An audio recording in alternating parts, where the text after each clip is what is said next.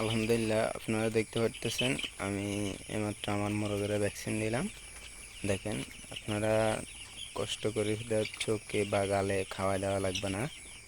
এই আমার মতো আপনারা চাইলে এইভাবে পানির মধ্যে দিয়ে সবগুলা পাত্র একসাথ করে নিচে বা একটা কাগজ বা খবরের কাগজ বা একটা ছাপা দিয়ে পানির পাত্র সবগুলার একসাথ করে আমার মতন এভাবে দিয়ে দিবেন।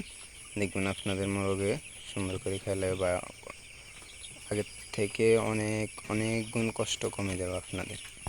দেখছেন আলহামদুলিল্লাহ আমার মোরগগুলো সুন্দর করে পানি খেতেছে।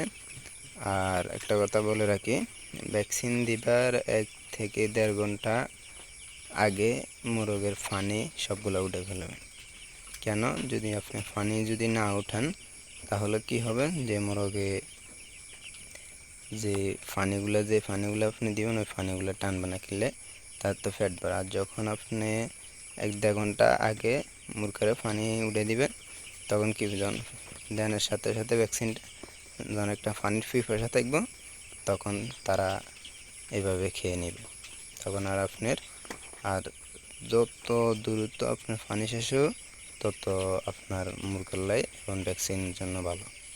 ঠিক আছে, দেখেন আলহামদুলিল্লাহ আপনারা দোয়া করবেন। আমি একজন নতুন খামারি, আর আমার মতো যারা নতুন খামারের বা উদ্যোগ নিতে চান মনে করে নেন, কোনো সমস্যা নাই। দড়িয়ে বড় করে উঠেন না, দড়ি ছোটোর থেকে বড় হতে। বা যদি আপনি বলেন আমি দড়িয়ে অনেক বড় হয়ে যাম, তাহলে আপনি কোনো কিছুই পারবেন না।